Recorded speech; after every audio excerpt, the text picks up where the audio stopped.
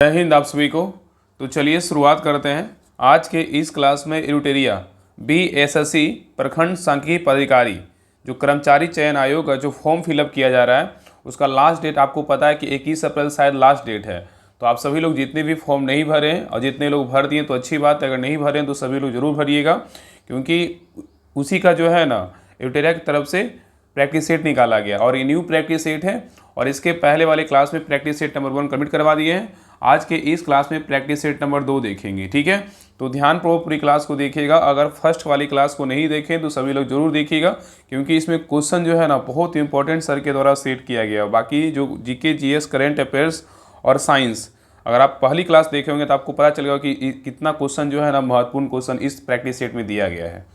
तो चलिए शुरुआत करते हैं। ध्यानपूर्वक पूरी क्लास को देखिएगा और क्लास अच्छा लगे तो लाइक शेयर सब्सक्राइब जरूर कीजिएगा। और कितना आपका मार्क्स आया 75 में आप सभी लोग लास्ट में कमेंट करके जरूर बताइएगा कि हाँ आपका कितना मार्क्स आया है, ठीक है। और क्लास को सभी लोग शेयर जरूर कीजिएगा और चैनल पे नए हैं चैनल को सब्सक्राइब जरूर कर लीजिएगा। और इसका फर्स्ट क्लास का PDF क्वेश्चन विथ सॉल्यूशन के साथ टेलीग्राम चैनल पे दिया हुआ है, तो सभी लोग टेलीग्राम चैनल ज्वाइन कर लीजिएगा। डिस्क्रिप्शन में लिंक दिया हुआ है राहुल स्टडी ग्रुप के नाम से, तो लिंक पे क्लिक करके सभी लोग ज्वाइन कर लीजिएगा, ठीक है। तो चलिए शुरुआत करते हैं। क्वेश्चन का आंसर दीजिएगा, कौन सा क्वेश्चन का आंसर क्या है क्या नहीं है आप लोग जरूर दीजिएगा, ठीक है ना। कौन सा क्वेश्चन गलत आपसे हो जा रहा था, कौन सा क्वेश्चन सही हो रहा है, ठीक है। देखिए पहला क्वेश्चन कह रहा है प्रैक्टिस सेट नंबर 2 का पहला क्वेश्चन कह रहा है कि 25वें फीफा विश्व कप 2034 की मेजबानी किस देश को जो है ना सौंपी गई है, बताइए। क्वेश्चन कह रहा है कि 25वें फीफा विश्व कप 2034 की मेजबानी किस देश को सौंपी गई है, बताइए क्या होगा। तो एक का सही उत्तर होगा ऑप्शन नंबर डी, सऊदी अरब को किया गया। किसको किया गया? सऊदी अरब को किया गया, ठीक है। तो 25वें पुरुष फुटबॉल विश्व कप याद रखिएगा कि 2034 की मेजबानी सऊदी अरब को सौंपी गई है। और 23वां पुरुष फीफा विश्व कप 2026 का आयोजन कनाडा, मैक्सिको तथा कहाँ होगा? अमेरिका में किया जाएगा, ठीक है। और 24वां पुरुष फीफा विश्व कप 2030 का आयोजन कहाँ होगा? स्पेन, पुर्तगाल और मोरक्को में होगा, ठीक है। चलिए क्वेश्चन नंबर आइए 2 पे। क्वेश्चन नंबर 2 कह रहा है कि जनवरी 2025 में ऑस्ट्रेलियन ओपन एकल का खिताब किसने जीता है, बताइए। जनवरी 2025 में ऑस्ट्रेलियन ओपन एकल का खिताब किसने जीता है, बताइए। तो 2 का सही उत्तर होगा option number D, Jannik Sinner ने जीता है। कौन जीता है? जैनिक सिनर ने जीता है, ठीक है। तो इटली के जैनिक सिनर ने जर्मनी के अलेक्जेंडर जेवरेव को हराकर Australian open grand slam tennis प्रतियोगिता 2025 का खिताब जीता है, ठीक है। और याद रखिए कि जैनिक सिनर का यह तीसरा ग्रैंड स्लैम खिताब है, जिसमें 2 ऑस्ट्रेलियन ओपन एकल 2024 और 25 तथा एक जो है ना 2024 का US ओपन एकल का खिताब जीता है, ठीक है। चलिए आगे देखिए। क्वेश्चन नंबर 3 कह रहा है क्षेत्र में गणतंत्र दिवस 2023 की थीम क्या है, बताइए। क्वेश्चन कह रहा है क्षेत्र में गणतंत्र दिवस 2025 की थीम क्या है, बताइए। क्षेत्र में गणतंत्र दिवस 2025 की थीम क्या है, बताइए। तो 3 का सही उत्तर होगा ऑप्शन नंबर 1, स्वर्णिम भारत, विकास, विरासत और क्या है? विकास है। तो क्षेत्र में गणतंत्र दिवस 2025 की थीम क्या है? तो स्वर्णिम भारत, विरासत और क्या है? तो विकास है, ठीक है। इसका सही उत्तर क्या होगा? ऑप्शन नंबर 1 होगा, ठीक है। चलिए क्वेश्चन नंबर 4 पे। क्वेश्चन नंबर 4 कह रहा है कि बिहार सरकार ने बजट 2025-26 में राज्य के राजकोषीय घाटा सकल राज घरेलू उत्पाद GSDP का कितना प्रतिशत है, बताइए। क्वेश्चन कह रहा है कि बिहार सरकार ने बजट 2025-26 में राज्य के राजकोषीय घाटा सकल राज्य घरेलू उत्पाद का कितना प्रतिशत है, बताइए। तो 4 का सही उत्तर होगा ऑप्शन नंबर सी, 2.98% है। कितना है? 2.98% है, ठीक है। नेक्स्ट है जनवरी 2025 में पूर्वी भारत की पहली खगोलीय वेधशाला का उद्घाटन कहाँ किया गया, बताइए। जनवरी 2025 में पूर्वी भारत की पहली खगोलीय वेधशाला का उद्घाटन कहाँ किया गया, बताइए। तो 5 का सही उत्तर होगा ऑप्शन नंबर सी, पश्चिम बंगाल में किया गया। कहाँ किया गया? पश्चिम बंगाल में किया गया, ठीक है, याद रखिएगा। नेक्स्ट है कह रहा है कि प्रधानमंत्री नरेंद्र मोदी को किस देश ने अपने सर्वोच्च नागरिक सम्मान द ऑर्डर ऑफ मुबारक अल कबीर दिसंबर 2024 में सम्मानित किया गया, बताइए। क्वेश्चन बहुत ही अच्छा है, कह रहा है कि प्रधानमंत्री नरेंद्र मोदी को किस देश ने अपने सर्वोच्च नागरिक सम्मान द ऑर्डर ऑफ मुबारक अल कबीर से दिसंबर 2024 में सम्मानित किया गया, बताइए क्या होगा। तो 6 का सही उत्तर होगा ऑप्शन नंबर 1, कुवैत के द्वारा दिया गया। किस देश के द्वारा दिया गया? कुवैत देश के द्वारा दिया गया, ठीक है। नेक्स्ट है भारत ने किस देश को हराकर खो खो विश्व कप 2025 पुरुष एवं महिला दोनों स्पर्धाओं का खिताब जीता है, बताइए। कह रहा है कि भारत ने किस देश को हराकर खो खो विश्व कप 2025 पुरुष एवं महिला दोनों स्पर्धाओं में जो है क्या खिताब जीता है, बताइए। तो 7 का सही उत्तर होगा ऑप्शन नंबर 1, नेपाल जीता है। किस देश को हराकर? नेपाल को हराकर जीता है, ठीक है। नेक्स्ट है कह रहा है कि Bhargavastra Bhargavastra micro missile system किसके द्वारा विकसित किया गया है? बताइए। कह रहा है कि Bhargavastra micro missile system किसके द्वारा विकसित किया गया है? बताइए क्या होगा? तो 8 का सही उत्तर होगा option number 1, economics and explosive limited के द्वारा विकसित किया गया है। किसके द्वारा विकसित किया गया? इकोनॉमिक एक्सप्लोसिव लिमिटेड के द्वारा विकसित किया गया है। चलिए नेक्स्ट क्वेश्चन पे आइए। नेक्स्ट है, कह रहा है कि हाल ही में भारतीय अंतरिक्ष अनुसंधान संगठन इसरो का नया अध्यक्ष किसे नियुक्त किया गया? बताइए। कह रहा है कि हाल ही में भारतीय अंतरिक्ष अनुसंधान संगठन इसरो का नया अध्यक्ष किसे नियुक्त किया गया? बताइए क्या होगा? तो 9 का सही उत्तर होगा option number B, doctor B Narayan को नियुक्त किया गया। किसको किया गया? डॉक्टर बी नारायण को नियुक्त किया गया है। याद रखिएगा कि इसरो के अध्यक्ष बोलेगा कौन है? डॉक्टर बी नारायण को नियुक्त किया गया है। अगर भारतीय रिजर्व बैंक के गवर्नर बोलेगा किसको नियुक्त किया गया? संजय मल्होत्रा को नियुक्त किया गया है। और नियंत्रक एवं महालेखा परीक्षक वर्तमान में कौन है? तो के संजय मूर्ति हैं। और फिक्की के वर्तमान में अध्यक्ष कौन है? तो हर्षवर्धन अग्रवाल हैं। ठीक है, याद रखिएगा। नेक्स्ट है, कह रहा है हिंदी भाषा के लिए साहित्य अकादमी पुरस्कार 2024 किसे प्रदान किया गया है? बताइए। कह रहा है हिंदी भाषा के लिए साहित्य अकादमी पुरस्कार 2024 किसे प्रदान किया गया है? तो 10 का सही उत्तर होगा ऑप्शन नंबर सी, गगन गिल को प्रदान किया गया है। ठीक है। नेक्स्ट है, हाल ही में किस शहर में भारत का पहला डायबिटीज बायो बैंक स्थापित किया गया है? बताइए। कह रहा है कि हाल ही में किस शहर में भारत का पहला डायबिटीज बायो बैंक स्थापित किया गया? कहाँ किया गया है? तो 11 का सही उत्तर होगा ऑप्शन नंबर सी, चेन्नई में किया गया। कहाँ किया गया? चेन्नई में किया गया है। नेक्स्ट है, प्रधानमंत्री श्री नरेंद्र मोदी 6 अप्रैल को भारत का पहला वर्टिकल लिफ्ट सी रेलवे ब्रिज का उद्घाटन किया है। यह किस राज्य में स्थित है? बताइए। क्वेश्चन कह रहा है कि प्रधानमंत्री श्री नरेंद्र मोदी ने 6 अप्रैल को भारत का पहला वर्टिकल लिफ्ट सी रेलवे ब्रिज का उद्घाटन किया है। यह किस राज्य में स्थित है? बताइए। तो 12 का सही उत्तर होगा ऑप्शन नंबर बी, तमिलनाडु में किया है। कहाँ किया है? तमिलनाडु में किया है। ठीक है। नेक्स्ट है, कह रहा है कि 18वीं वन रिपोर्ट 2023 के अनुसार वन एवं वृक्ष आवरण में अधिकतम वृद्धि दर्शाने वाला शीर्ष राज्य कौन सा है? बताइए। कह रहा है 18वीं वन रिपोर्ट 2023 के अनुसार वन एवं वृक्ष आवरण में अधिकतम वृद्धि दर्शाने वाला शीर्ष राज्य कौन सा है? बताइए। तो 13 का सही उत्तर होगा ऑप्शन नंबर सी, छत्तीसगढ़ है। कौन सा राज्य है? छत्तीसगढ़ है। याद रखिएगा, 18वीं वन रिपोर्ट 2023 के अनुसार वन एवं वृक्ष आवरण में अधिकतम वृद्धि दर्शाने वाला शीर्ष राज्य बोलेगा तो कौन है? छत्तीसगढ़ है। उसके बाद कौन है? उत्तर प्रदेश है। उसके बाद उड़ीसा है। उसके बाद राजस्थान है। तो उसके बाद क्या है? झारखंड है। ठीक है, चलिए आगे देखिए। नेक्स्ट है, हाल ही में अमेरिका के राष्ट्रपति डोनाल्ड ट्रंप ने किस संगठन से अलग होने की घोषणा की है? बताइए। कह रहा है कि हाल ही में अमेरिका के राष्ट्रपति डोनाल्ड ट्रंप ने किस संगठन से अलग होने की घोषणा की है? बताइए। तो 14 का सही उत्तर होगा ऑप्शन नंबर बी, विश्व स्वास्थ्य संगठन के से क्या हो? अलग होने की घोषणा की है। ठीक है। नेक्स्ट है, कह रहा है केंद्र सरकार ने हाल ही में कहाँ पर भारत के पहले जैविक मत्स्य पालन क्लस्टर का शुभारंभ किया है? बताइए। कह रहा है केंद्र सरकार ने हाल ही में कहाँ पर भारत के पहले जैविक मत्स्य पालन क्लस्टर का शुभारंभ किया है? बताइए कौन सा राज्य में किया है? तो 15 का सही उत्तर होगा ऑप्शन नंबर 1, सिक्किम में किया है। कहाँ किया है? सिक्किम में। नेक्स्ट है, कुमायूं हिमालय का विस्तार है कहाँ से कहाँ तक है? बताइए। कुमायूं हिमालय का विस्तार है कहाँ से कहाँ तक? बताइए। तो 16 का सही उत्तर होगा ऑप्शन नंबर 1, सतलज और काली नदी के बीच मध्य क्या है? तो कुमायूं हिमालय का क्या है? तो विस्तार है। अगर कुमायूं हिमालय बोलेगा तो सतलज और काली नदी के मध्य है। और पंजाब हिमालय का बात करेगा तो क्या होगा? सिंधु एवं सतलज नदी के मध्य है। और नेपाल हिमालय का बात करेगा तो काली एवं किसके भी मध्य है? तीस्ता के मध्य है। ठीक है। और असम हिमालय का बात करें तो तीस्ता एवं दिहांग नदी के मध्य है। ठीक है, याद रखिएगा। तो सही उत्तर क्या होगा? ऑप्शन नंबर 1 होगा। चलिए आगे देखिए। नेक्स्ट देखिए, यहाँ पे मिलान करना है, निम्न को सुमेलित कीजिए। यहाँ पे बहुउद्देशीय परियोजना दिया हुआ, यहाँ पे नदी दिया हुआ। कौन सा बहुउद्देशीय परियोजना किस नदी पे है इसके बारे में बताना है। तो देखिए, पहला कह रहा है कि राणा प्रताप सागर परियोजना किस नदी पर? बताइए। तो राणा प्रताप सागर किस नदी पे है? चंबल नदी पे। किस नदी पे है? चंबल नदी पे। और माता टीला बांध परियोजना किस नदी पे है? बताइए। तो माता टीला बांध परियोजना किस नदी पे है? बेतवा नदी पे। किस पे? बेतवा नदी पे है। और तुलबुल परियोजना बोलेगा तो किस नदी पे है? तो तुलबुल परियोजना किस नदी पे है? झेलम नदी पे। किस नदी पे? झेलम नदी पे है। और फरक्का परियोजना बोलेगा तो किस नदी पे है? तो फरक्का परियोजना बोलेगा तो गंगा नदी पे है। ठीक है, तो इसका सही उत्तर क्या होगा? ऑप्शन नंबर डी हो जाएगा। 4, 3, 1, 2। ठीक है, थोड़ा सा धुंधला दिख रहा है, थोड़ा सा एडजस्ट कर लीजिए, बाकी आगे से जो है ना आपका प्रॉब्लम नहीं होगा। ठीक है, चलिए क्वेश्चन नंबर 18 पे आई करा कि प्राक्कलन समिति के सदस्यों का कार्यकाल होता है कितना वर्ष का होता है? बताइए। करा कि प्राक्कलन समिति के सदस्यों का जो कार्यकाल होता है कितना वर्ष का होता है? बताइए। तो 18 का सही उत्तर होगा ऑप्शन नंबर ए, 1 वर्ष का होता है। कितना होता है? तो 1 वर्ष का होता है। ठीक है, याद रखिएगा। नेक्स्ट है, निम्नलिखित में से कौन सी सुमेलित नहीं है? इसमें कह रहा है कौन सा गलत है? बताइए इसमें कौन सा गलत है।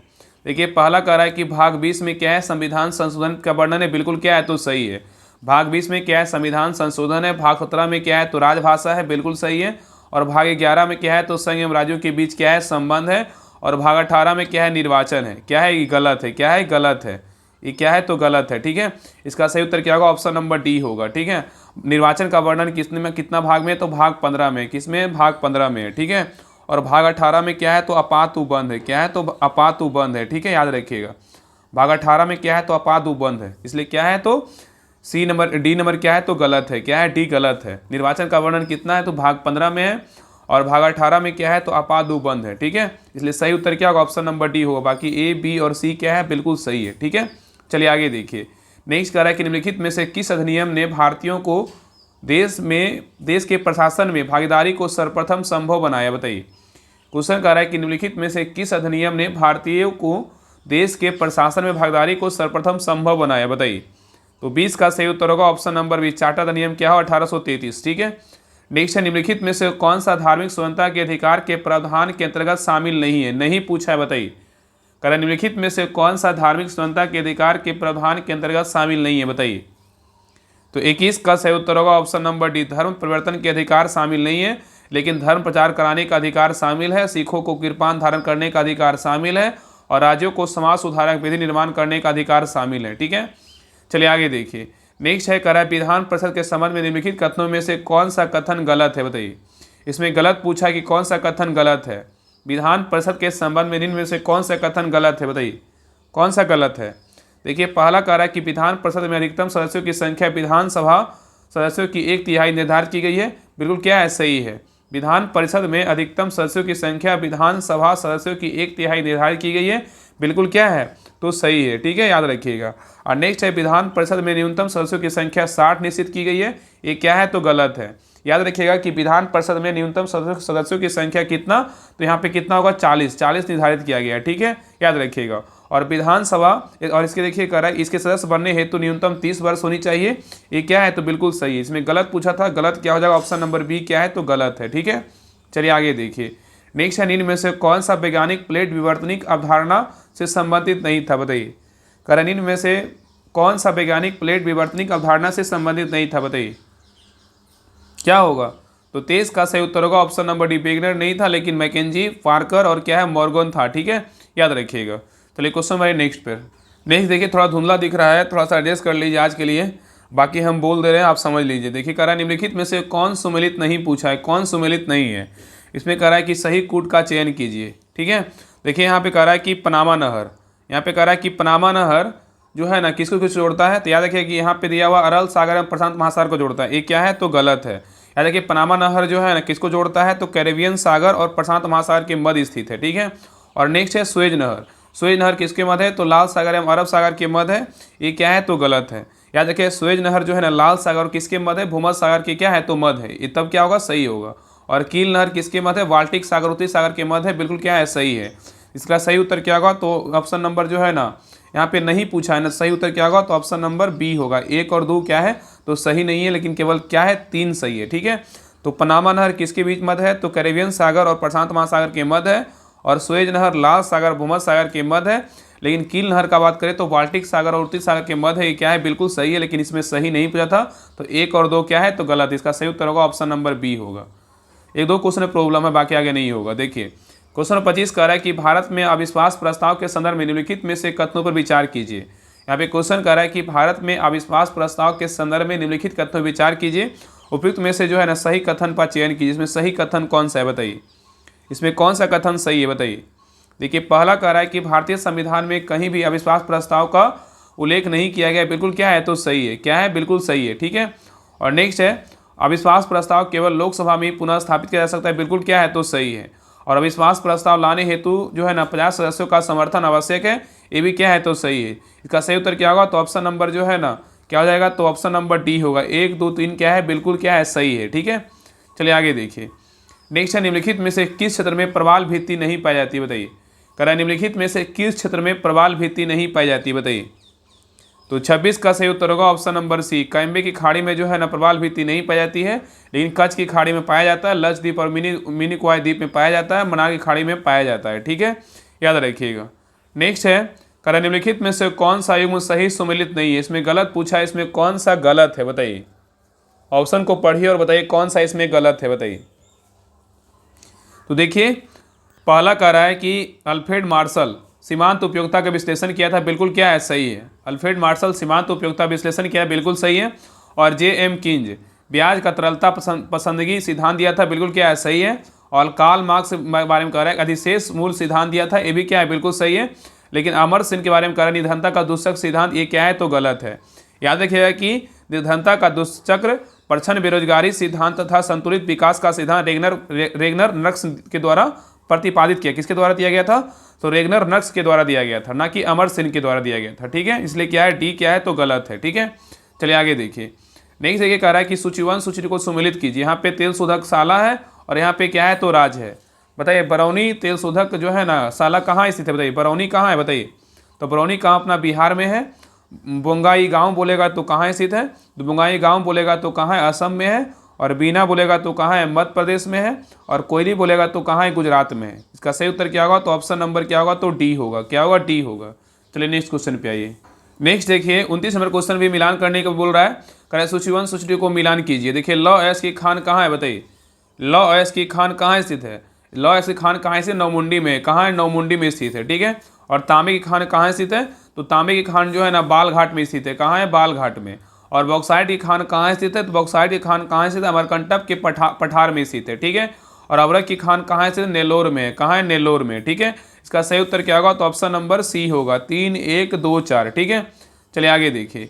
नेक्स्ट कह रहा है कि जब जनसंख्या घनत्व का विश्लेषण निवल खेती युग क्षेत्र के माध्यम से गणना करके किया जाता है तो उस माप को क्या कहा जाता है बताइए। क्वेश्चन कह रहा है कि जब जनसंख्या घनत्व का विश्लेषण निवल खेती युग क्षेत्र के माध्यम से गणना करके किया जाता है तो उस माप को क्या कहा जाता है बताइए। तो 30 का सही उत्तर होगा ऑप्शन नंबर ए, कायिक घनत्व कहते हैं। क्या कहते हैं, कायिक घनत्व कहते हैं। ठीक है, फिजियोलॉजिकल डेंसिटी कहते हैं। नेक्स्ट है निम्नलिखित में से कौन सा सही सुमेलित नहीं है बताइए। इसमें कह रहा है कौन सा, कह रहा है निम्नलिखित में से कौन सा सही सुमेलित नहीं, इसमें गलत पूछा है, कौन सा गलत है। देखिए पहला है कि नागरहोल राष्ट्रीय उद्यान कहाँ है, कर्नाटक में, बिल्कुल क्या है, तो सही है। और वायनाड वन जीव अभयारण्य कहाँ है, तमिलनाडु में, क्या है, तो गलत है। वायनाड कहाँ है, तो केरल में है। कहाँ स्थित है, सबको पता है कहाँ स्थित है, केरल में स्थित है। ठीक है, और सतमंगलम बाघ आरक्षित क्षेत्र कहाँ है, तमिलनाडु, बिल्कुल सही है। और पापीकोंडा राष्ट्रीय उद्यान बोलेगा तो कहाँ है, आंध्र प्रदेश में, बिल्कुल क्या है, तो सही है। इसलिए सही उत्तर क्या होगा, ऑप्शन नंबर बी क्या है, तो गलत है। नेक्स्ट है कह रहा है कि फिलिप्स वक्र निम्नांकित में से किसके मध्य संबंध को दर्शाता है बताइए। कह रहा है कि फिलिप्स वक्र निम्नांकित में से किसके मध्य संबंध को दर्शाता है बताइए। तो 32 का सही उत्तर होगा ऑप्शन नंबर बी, मुद्रास्फीति और बेरोजगारी को दर्शाता है। ठीक है, नेक्स्ट है निम्न संगठनों में से किस संगठन का मुख्यालय या सचिवालय वियना ऑस्ट्रिया में स्थित है बताइए। कह रहा है निम्न संगठनों में से किस संगठन का मुख्यालय सचिवालय वियना ऑस्ट्रिया में स्थित है बताइए। तो 33 का सही उत्तर होगा ऑप्शन नंबर डी, इनमें सभी। क्या होगा, इनमें से सभी। IAEA का मुख्यालय कहाँ, वियना ऑस्ट्रिया में स्थित है, बिल्कुल सही है। और UNDIO इसका भी मुख्यालय वियना ऑस्ट्रिया में है। और UNODC इसका भी मुख्यालय कहाँ है, वियना ऑस्ट्रिया में है। ठीक है, याद रखिएगा। और IAEA का फुल फॉर्म क्या होता है, याद रखिए, इंटरनेशनल एटॉमिक एनर्जी एजेंसी होता है। और UNIDO का फुल फॉर्म क्या होता है, United Nation Industrial Development Organization होता है। और UNODC का फुल फॉर्म क्या होता है, United nation office on drugs and crime होता है। ठीक है, इन सभी का मुख्यालय कहाँ है, तो वियना ऑस्ट्रेलिया में स्थित है। ठीक है, याद रखिएगा। चलिए आगे देखिए। नेक्स्ट है Indian institute of tropical metrology कहाँ स्थित है बताइए। क्वेश्चन कह रहा है Indian institute of tropical metrology कहाँ स्थित है बताइए। तो 34 का सही उत्तर होगा ऑप्शन नंबर बी, पुणे में स्थित है। कहाँ स्थित है, पुणे में। नेक्स्ट है जनगणना 2011 के अनुसार देश में पुरुष साक्षरता दर कितनी है बताइए। कह रहा है जनगणना 2011 के अनुसार देश में पुरुष साक्षरता दर कितनी है बताइए। तो 35 का सही उत्तर होगा ऑप्शन नंबर बी, 80 दशमलव कितना है, 9% है। कितना, 80.9% है। ठीक है, यहाँ अगर बात करें कि देश में कुल साक्षरता दर कितनी है 2011 के अनुसार, तो 73% है। और पुरुषों का साक्षरता बोलेगा कितना है, 80.9%। और महिला का बोलेगा तो कितना है, तो 64.6% है। ठीक है, नेक्स्ट है stand up India. Stand up India पहल का प्राथमिक उद्देश्य क्या है बताइए। स्टैंड अप इंडिया पहल का प्राथमिक उद्देश्य क्या है बताइए। तो 36 का सही उत्तर होगा ऑप्शन नंबर बी, अनुसूचित जाति अनुसूचित जनजाति महिला उद्यमियों के लिए बैंक ऋण की क्या है, सुविधा प्रदान करना। ठीक है, तो सही उत्तर क्या होगा, ऑप्शन नंबर बी हो जाएगा। ठीक है, चलिए नेक्स्ट क्वेश्चन पे आइए। नेक्स्ट है कह रहा है कि राष्ट्रीय स्वच्छ वायु कार्यक्रम NCAP कब प्रारंभ किया गया था बताइए। कह रहा है कि राष्ट्रीय स्वच्छ वायु कार्यक्रम NCAP कब प्रारंभ किया गया था, बताइए। तो 37 का सही उत्तर होगा ऑप्शन नंबर बी, 2019 में प्रारंभ किया गया था। ठीक है, नेक्स्ट देखिए, कह रहा है निम्नलिखित में से सुमेलित कीजिए। इसमें मिलान करना है, कौन सा जो है ना प्रोजेक्ट कब आरंभ हुआ था उसके बारे में बताना है। तो देखिए, प्रोजेक्ट एलिफेंट का शुरुआत कब हुआ था, तो प्रोजेक्ट एलिफेंट का शुरुआत हुआ था 1992 में हुआ था। कब हुआ था, 1992 में। और प्रोजेक्ट टाइगर का शुरुआत कब हुआ था, तो प्रोजेक्ट टाइगर का शुरुआत हुआ था 1973 में हुआ था। और प्रोजेक्ट क्रोकोडाइल का शुरुआत कब हुआ था, प्रोजेक्ट क्रोकोडाइल का शुरुआत हुआ था 1975 में हुआ था। और इंडियन राइनो विजन 2020 का शुरुआत कब हुआ था, इसका शुरुआत हुआ था 2005 में हुआ था। कब हुआ, 2005 में हुआ था। ठीक है, इसका सही उत्तर क्या होगा, तो ऑप्शन नंबर सी होगा, 4 2 1 3 हो जाएगा। ठीक है, चलिए आगे देखिए। नेक्स्ट है, सहारिया तथा गार्सिया जनजाति किस राज्य या केंद्रशासित प्रदेश में पाई जाती है, बताइए। सहारिया तथा गार्सिया जनजाति किस राज्य में या केंद्रशासित प्रदेश में पाई जाती है, बताइए। तो 39 का सही उत्तर क्या होगा, तो ऑप्शन नंबर सी, राजस्थान में पाया जाता है। कहाँ पाया जाता है, राजस्थान में। सहारिया तथा गार्सिया बोलेगा तो राजस्थान, और बडगा कोटा टोडा बोलेगा तो कहाँ पाया जाता है, तमिलनाडु में पाया जाता है। और लंबाडी मुरिया कहाँ पाया जाता है, तो मध्य प्रदेश में पाया जाता है। अंबोर मिकिर दिमारा काबो कहाँ पाया जाता है, तो असम में पाया जाता है। और रियांग कहाँ पाया जाता है, त्रिपुरा में पाया जाता है। ठीक है, नेक्स्ट है, कह रहा है कि शून्य अक्षांश तथा शून्य अक्ष देशांतर अवस्थित है, बताइए कहाँ। कह रहा है कि शून्य अक्षांश तथा शून्य अक्ष देशांतर कहाँ अवस्थित है, बताइए। तो 40 का सही उत्तर होगा ऑप्शन नंबर 1, अटलांटिक महासागर में क्या है, तो अवस्थित है। ठीक है, याद रखिएगा। नेक्स्ट है, पाइर ए हेलियोमीटर। पाइर ए हेलियोमीटर जिसका अनुप्रयोग और सौर विकिरण मापने में किया जाता है, यह किस नियम पर आधारित है, बताइए। पाइर हेलियोमीटर जिसका अनुप्रयोग सौर विकिरण मापने में किया जाता है, यह किस नियम पर आधारित है, बताइए। तो 41 का सही उत्तर होगा ऑप्शन नंबर 1, स्टीफन के नियम पे क्या है, तो आधारित है। नेक्स्ट है, निम्नलिखित कथनों में से कौन सा कथन सही है, बताइए। कह रहा है निम्नलिखित में से कौन सा कथन सही है, बताइए। तो देखिए, पहला कह रहा है कि धोनी की चाल पर दाब पर कोई प्रभाव नहीं पड़ता है, बिल्कुल क्या है, तो सही है। धोनी की चाल पर दाब का कोई प्रभाव नहीं पड़ता है, बिल्कुल क्या है, सही है। और आता बढ़ने पर धोनी की चाल कम हो जाती है, ये क्या है, तो गलत है। आता बढ़ने पर धोनी की चाल कम नहीं क्या होती, तो बढ़ जाती है। क्या होती है, तो बढ़ जाती है। ठीक है, इसलिए इसका सही उत्तर क्या होगा, ऑप्शन नंबर क्या है, तो केवल 1 है। केवल 1 क्या है, तो बिल्कुल सही है। ठीक है, चलिए आगे देखिए। नेक्स्ट है, समतल दर्पण में बना प्रतिबिंब की स्थिति एवं प्रकृति कैसी होती है, बताइए। समतल दर्पण में बना प्रतिबिंब की स्थिति एवं प्रकृति कैसी होती है। तो 43 का सही उत्तर क्या होगा, ऑप्शन नंबर बी, काल्पनिक एवं क्या है, वस्तु के बराबर होता है। ठीक है, याद रखिएगा। नेक्स्ट है, चंद्रमा की सतह पर पलायन वेग का मान लगभग कितना होता है, बताइए। चंद्रमा की सतह पर पलायन वेग का मान लगभग कितना होता है, बताइए। तो 44 का सही उत्तर होगा ऑप्शन नंबर डी, 2.4 किलोमीटर प्रति सेकेंड होता है। ठीक है, याद रखिएगा। और पलायन वेग देखिए किसे कहते हैं, तो यह न्यूनतम वेग जिससे किसी वस्तु को किसी पिंड की सतह से ऊपर की ओर फेंकने पर वस्तु उस पिंड के गुरुत्वीय क्षेत्र को पार कर जाती है तथा उस पिंड पर कभी लौटकर नहीं आता, उसे क्या कहते हैं, पलायन वेग कहते हैं। ठीक है, याद रखिएगा। और पलायन वेग पिंड के द्रव्यमान पर निर्भर नहीं करता है। और पृथ्वी की सतह पर पलायन वेग का मान कितना होता है, 11.2 किलोमीटर प्रति सेकेंड होता है। और चंद्रमा की सतह पर पलायन वेग का मान कितना होता है, 2.4 किलोमीटर प्रति सेकेंड होता है। ठीक है, ये सभी पॉइंट याद रखिएगा। नेक्स्ट देखिए, 45 नंबर क्वेश्चन में मिलान करना है। बताइए, ऑडियोमीटर का उपयोग कहाँ करते हैं, बताइए। ऑडियोमीटर का उपयोग कहाँ करते हैं, बताइए। तो ऑडियोमीटर का उपयोग कहाँ करते हैं, ध्वनि की तीव्रता मापने में करते हैं। किसके में, ध्वनि की तीव्रता मापने में किसका प्रयोग करते हैं, ऑडियोमीटर का प्रयोग करते हैं। ठीक है, नेक्स्ट है ओडोमीटर। बताइए, ओडोमीटर का प्रयोग कहाँ करते हैं, बताइए। तो ओडोमीटर का प्रयोग कहाँ करते हैं, वाहन द्वारा तय की गई दूरी मापने में किसका प्रयोग करते हैं, ओडोमीटर का प्रयोग करते हैं। ठीक है, नेक्स्ट है अल्टीमीटर। अल्टीमीटर का प्रयोग कहाँ करते हैं, बताइए। तो अल्टीमीटर का प्रयोग करते हैं कहाँ, विमान की ऊंचाई मापने में करते हैं। कहाँ करते हैं, विमान की ऊंचाई मापने में। और ऑक्जेनोमीटर का प्रयोग कहाँ करते हैं, पौधों की वृद्धि मापने में किसका प्रयोग करते हैं, तो ऑक्जेनोमीटर का प्रयोग करते हैं। ठीक है, याद रखिए। इसका सही उत्तर क्या होगा, तो ऑप्शन नंबर बी होगा, 2 1 3 4 होगा। नेक्स्ट आइए, कह रहा है यदि लकड़ी लोहे व मोम के समान आकार के टुकड़े को समान ऊंचाई से पृथ्वी पर गिराया जाए तो वायु अनुपस्थित हो तो उनके पृथ्वी पर पहुंचने का क्रम क्या होगा, बताइए। कह रहा है यदि लकड़ी लोहे व मोम के समान आकार के टुकड़े को समान ऊंचाई से पृथ्वी पर गिराया जाए तो वायु अनुपस्थित हो तो उनके पृथ्वी पर पहुंचने का जो है ना क्रम क्या होगा, बताइए। तो 46 का सही उत्तर होगा ऑप्शन नंबर सी, तीनों एक साथ पहुंचेंगे। क्या होगा, तीनों एक साथ पहुंचेंगे। ठीक है, नेक्स्ट है, कह रहा है जब एक ध्वनि तरंग एक माध्यम से दूसरे माध्यम में जाती है तो निम्नलिखित में से कौन सी राशि अपवर्तित रहती है, बताइए। कह रहा है कि जब एक ध्वनि तरंग एक माध्यम से दूसरे माध्यम में जाती है तो निम्नलिखित में से कौन सी राशि अपवर्तित रहती है, बताइए। तो 47 का सही उत्तर होगा ऑप्शन नंबर डी, आवृत्ति क्या होती है, अपवर्तित रहती है, लेकिन तरंगदैर्घ्य आयाम और चाल क्या होता है, बदल जाता है। ठीक है, नेक्स्ट है, निम्नलिखित में से कौन सा यंत्र प्रत्यावर्ती वोल्टेज को घटाने या बढ़ाने का कार्य करता है, बताइए। कह रहा है निम्नलिखित में से कौन सा यंत्र प्रत्यावर्ती वोल्टेज को घटाने या बढ़ाने का कार्य करता है, बताइए। तो 48 का सही उत्तर होगा ऑप्शन नंबर बी, ट्रांसफार्मर करता है। कौन करता है? ट्रांसफार्मर करता है। ठीक है, तो याद रखिए कि विद्युत चुंबकीय प्रेरण पर आधारित ट्रांसफार्मर एक ऐसा यंत्र है जो प्रत्यावर्ती वोल्टेज को घटाने या बढ़ाने का क्या करता है? तो काम करता है। नेक्स्ट है शैवाल और कवक के मिलने को लाइकेन से क्या होता है? लाइकेन बनता है, जिसे कहते हैं, क्या कहते हैं बताइए। शैवाल और कवक के मिलने से लाइकेन बनता है, जिसे कहते हैं, क्या कहते हैं बताइए। तो 49 का सही उत्तर होगा ऑप्शन नंबर बी, क्या है? म्यूटलिज्म कहते हैं। क्या कहते हैं? म्यूटलिज्म कहते हैं। ठीक है, नेक्स्ट है यकृत और मांसपेशियों में ऊर्जा का विकास किस रूप में जमा होती है, बताइए। यकृत एवं मांसपेशियों में ऊर्जा किस रूप में जमा होती है, बताइए। तो 50 का सही उत्तर होगा ऑप्शन नंबर डी, ग्लाइकोजन के रूप में क्या होती है? जमा होती है।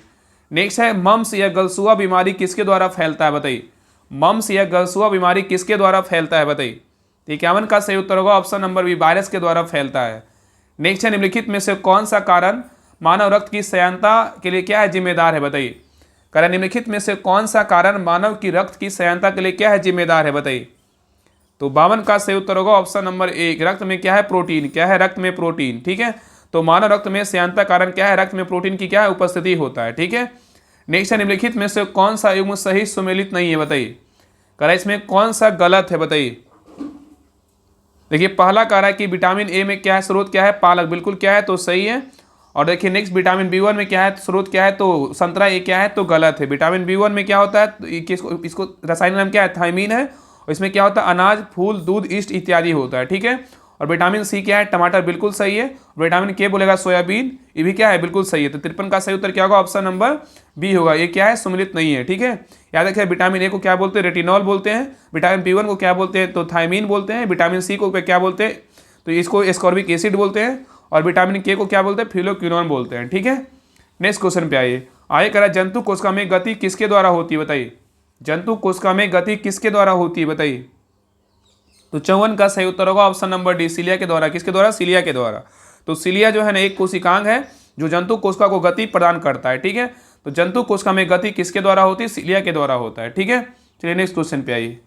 नेक्स्ट है करा नीचे दो कथन दिए गए जिनमें एक अभिकथन और आर क्या है? कारण है। अभिकथन करा ए कि एक ही दंपति को संतानें अनुवांशिक स्तर पर असमान होती है। करा एक ही दंपति को संतानें अनुवांशिक स्तर पर असमान होती है। बिल्कुल क्या है? तो सही है। ठीक है, ये क्या है? सही है। और कारण करा है समसूत्री विभाजन में अलग अलग अनुवांशिक लक्षण के अंडाणु एवं शुक्राणु का निर्माण होता है। ये क्या है? तो गलत है। इसका सही उत्तर क्या होगा? तो ऑप्शन नंबर सी होगा। अभी कथन सत्य है, एक सत्य है, लेकिन कारण क्या है? असत्य है। ठीक है, याद रखिएगा। ठीक है, नेक्स्ट है यहाँ पे याद रखिएगा कि समसूत्री विभाजन किसे कहते हैं? तो इस प्रक्रिया में कोशिकाएं गुणन, वृद्धि, मरम्मत आदि के लिए विभाजित होकर दो समरूप संतति कोशिकाएं बनाती है। समसूत्री विभाजन में गुणसूत्रों की संख्या मात्र कोशिकाओं की क्या होती है? समान होती है। ठीक है, चलिए क्वेश्चन नंबर आइए 56 पे। कह रहा है कि चमगादड़ किस कारण से पक्षियों से भिन्न होता है, बताइए। चमगादड़ किस कारण से पक्षियों से भिन्न होता है, बताइए। तो 56 का सही उत्तर होगा ऑप्शन नंबर बी, क्या है? डायफ्राम की उपस्थिति कारण क्या होता है? तो भिन्न होता है। नेक्स्ट निम्नलिखित में से कौन सा पादप हार्मोन गैसीय अवस्था में क्या होता है, बताइए। करें निम्नलिखित में से कौन सा पादप हार्मोन गैसीय अवस्था में होता है, बताइए। तो 57 का सही उत्तर होगा ऑप्शन नंबर डी, एथिलीन होता है। क्या होता है? एथिलीन होता है। ठीक है, तो एथिलीन क्या है? गैसीय पादप क्या है? हार्मोन है। नेक्स्ट है निम्नलिखित में से किस आंदोलन को उलगुलान विद्रोह के नाम से जाना जाता है, बताइए। करें निम्नलिखित में से किस आंदोलन को उलगुलान विद्रोह के नाम से जाना जाता है, बताइए। तो 58 का सही उत्तर होगा ऑप्शन नंबर एक, बिरसा मुंडा आंदोलन। कौन सा आंदोलन? बिरसा मुंडा आंदोलन। ठीक है, नेक्स्ट है बॉम्बे प्रेसिडेंसी एसोसिएशन का गठन कब किया गया था, बताइए।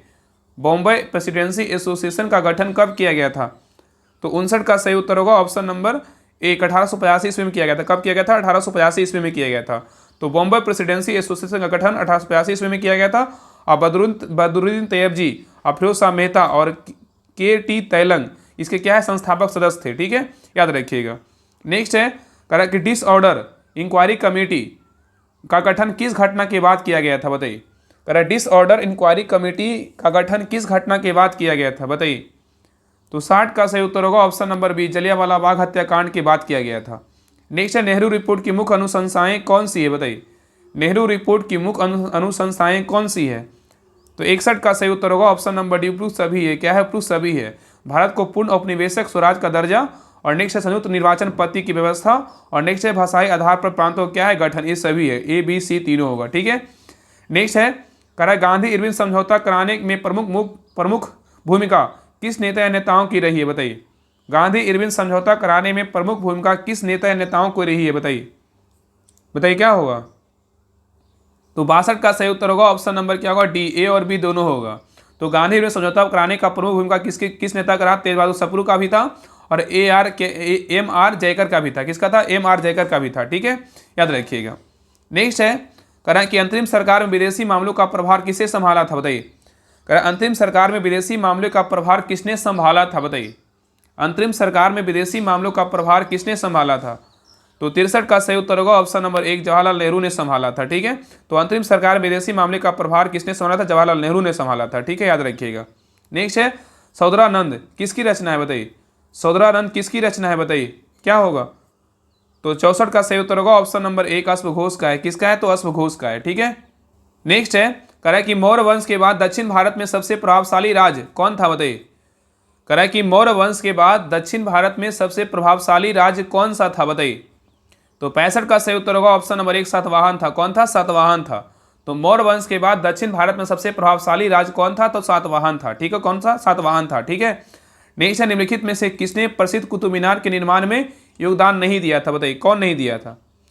कह रहा है कि निम्नलिखित में से किसने प्रसिद्ध कुतुब मीनार के निर्माण में योगदान नहीं दिया था। तो देखिए इसमें कौन कौन दिया था, तो कुतुबुद्दीन ऐबक दिया था और नेक्स्ट है इल्तुतमिश दिया था और फिरोज शाह तुगलक दिया था, लेकिन गयासुद्दीन तुगलक जो है ना योगदान नहीं दिया था, ठीक है। इसका सही उत्तर क्या होगा, ऑप्शन नंबर डी हो जाएगा, ठीक है, याद रखिएगा। नेक्स्ट है, निम्नलिखित में से किस सुल्तान ने पहले हजरत आला की उपाधि धारण की और बाद में सुल्तान की, बताइए। कह रहा है निम्नलिखित में से किस सुल्तान ने पहले हजरत आला की उपाधि धारण की और बाद में सुल्तान की उपाधि धारण की, बताइए। तो 67 का सही उत्तर होगा option number C, Shershah Suri किया था। कौन किया था, शेरशाह सूरी किया था, ठीक है, याद रखिएगा। नेक्स्ट है, कृत्रिम हीरा नील में से किसे कहा जाता है, बताइए। कृत्रिम हीरा नील में से किसे कहा जाता है, बताइए। तो 68 का सही उत्तर होगा ऑप्शन नंबर 1, सिलिकॉन कार्बाइड को क्या बोलते हैं, कृत्रिम हीरा कहा जाता है, ठीक है। तो सिलिकॉन कार्बाइड और कृत्रिम हीरा कहते हैं। और सिलिकॉन कार्बाइड सिलिकॉन और कार्बन का एक क्या होता है, यौगिक होता है, जिसका रासायनिक सूत्र क्या है, SiC, और यह प्रकृति में अत्यंत दुर्लभ खनिज मोनोजाइट के रूप में होता है। नेक्स्ट है, इनमें से कौन सा संलयन प्रक्रम पर आधारित है, बताइए। करेनिन में से कौन संलयन प्रक्रम पर आधारित है, बताइए। बताइए क्या होगा। तो 69 का सही उत्तर होगा option number B, hydrogen bomb. कौन सा है, हाइड्रोजन बम है। नेक्स्ट है, निम्नलिखित में से कौन सा मिश्र धातु नहीं है, नहीं पूछा है, बताइए। करें निम्नलिखित में से कौन सा मिश्र धातु नहीं है, बताइए। तो 70 का सही उत्तर होगा ऑप्शन नंबर बी, जिंक नहीं है, लेकिन इस्पात, पीतल और क्या है, कांसा है। नेक्स्ट है, अमोनियम सल्फेट का रासायनिक सूत्र क्या होता है, बताइए। अमोनियम सल्फेट का रासायनिक सूत्र क्या होता है। तो 71 का सही उत्तर होगा ऑप्शन नंबर 1, NH4 के होल ट्वाइज इंटू क्या है, SO4 है। तो अमोनियम सल्फेट का रासायनिक सूत्र क्या है, NH4 के होल ट्वाइज इंटू SO4 है, याद रखिएगा। नेक्स्ट है, CO2 करा, CO2 में कार्बन की संकरण अवस्था क्या होती है, बताइए। CO2 में कार्बन की संकरण अवस्था क्या होती है। तो 72 का सही उत्तर होगा ऑप्शन नंबर 1, sp होता है। कितना होता है, sp होता है। तो CO2 में कार्बन की संकरण अवस्था क्या होती है, sp होती है। और CO2 के उत्पादन में दो तत्वों मतलब कार्बन और ऑक्सीजन को स्वतंत्र रूप से क्या है, माना जाता है, ठीक है। नेक्स्ट है, कह रहा है जब पानी जम जाता है तो उसके घनत्व पर क्या प्रभाव पड़ता है, बताइए। कह रहा है कि जब पानी जम जाता है तो उसके घनत्व पर क्या प्रभाव पड़ता है, बताइए। तो 73 का सही उत्तर होगा ऑप्शन नंबर सी, कम हो जाता है। क्या होता है, तो कम हो जाता है, ठीक है। नहीं देखिए, कह रहा है कि फिटकरी गंदे पानी को किस प्रक्रिया द्वारा स्वच्छ करती है, बताइए। कह रहा है कि फिटकरी गंदे पानी को किस प्रक्रिया द्वारा स्वच्छ करती है, बताइए। तो 74 का सही उत्तर होगा ऑप्शन नंबर 1, अस्कंदन के द्वारा क्या करती है, स्वच्छ करती है, ठीक है। नेक्स्ट है, प्राकृतिक गैस का मुख्य अवयव क्या है, बताइए। प्राकृतिक गैस का मुख्य अवयव क्या है, बताइए। तो 75 का सही उत्तर होगा ऑप्शन नंबर 1, मीथेन है। क्या है, तो मीथेन है। तो प्राकृतिक गैस कई गैसों क्या होता है, मिश्रण होता है, जिसमें मुख्यतः क्या है, मीथेन होती है। और इसका सूत्र बोलेगा क्या होता है, CH4 होता है, ठीक है। और मीथेन एक कार्बन परमाणु और 4 हाइड्रोकार्बन परमाणु से मिलकर बना होता है। अतः मीथेन क्या है, प्राकृतिक गैस ईंधन का क्या है, प्रमुख स्रोत है, ठीक है। और आगे देखिए, यहाँ से मैथ का क्वेश्चन है, आप लोग बना लीजिएगा। और इसका PDF जो है ना, फुल डिटेल के साथ क्वेश्चन विद आंसर मतलब सॉल्यूशन के साथ आपको टेलीग्राम चैनल पे मिल जाएगा। तो सभी लोग टेलीग्राम चैनल ज्वाइन कर लीजिएगा। डिस्क्रिप्शन में लिंक दिया हुआ राहुल स्टडी ग्रुप के नाम से, उसमें 18,000 प्लस मेंबर है। उसमें आपको प्रैक्टिस सेट नंबर 1 मिल जाएगा और प्रैक्टिस सेट नंबर आपको 2 जो है डाल दिया जाएगा, ठीक है। बाकी सभी लोग मैथ रीडिंग बना लीजिएगा। देखिए सारा सोल्यूशन भी सारा दिया हुआ है। कम से कम जो है ना, एक सेट का आपको कम से कम 20 से 30 पेज में मिलेगा। देखिए ये सारा जो है इस प्रकार दिया हुआ, देखिए है ना, सारा आप लोग बना लीजिएगा। जो भी मैथ नहीं बनेगा आप यहाँ से हेल्प ले लीजिएगा, सारा डिटेल के साथ देखिए, है ना। पूरा लगभग कम से कम तो 30 पेज में एक सेट रहता है। तो आपको सारा जो है ना PDF डाल दिया जाएगा। तो क्लास कैसा लगा आप लोग कमेंट सेक्शन में ज़रूर बताइएगा, और कितना आपका स्कोर आया आप लोग कमेंट जरूर कीजिएगा। और हर ग्रुप में जो है ना क्लास को जरूर शेयर कीजिए, क्योंकि बहुत मेहनत से जो है ना आप लोग क्लास लाया जाता है, और सारे पीडीएफ को जो है ना सोल्यूशन के साथ आपको स्कैन करके जो है ना आपको ग्रुप में डाला जाता है कि नहीं आप लोग का ज़्यादा से ज़्यादा हेल्प हो। इसलिए आप लोग कर्तव्य बनता है कि आप सभी लोग क्लास को लाइक कीजिए, हर ग्रुप में शेयर कीजिए, और एक अच्छा सा कमेंट जरूर कीजिए। और पीडीएफ के लिए सभी लोग ट्रायम्फ चैनल ज्वाइन कर लीजिएगा। तो मिलते हैं नेक्स्ट क्लास में, तब तक के लिए जय हिंद जय भारत।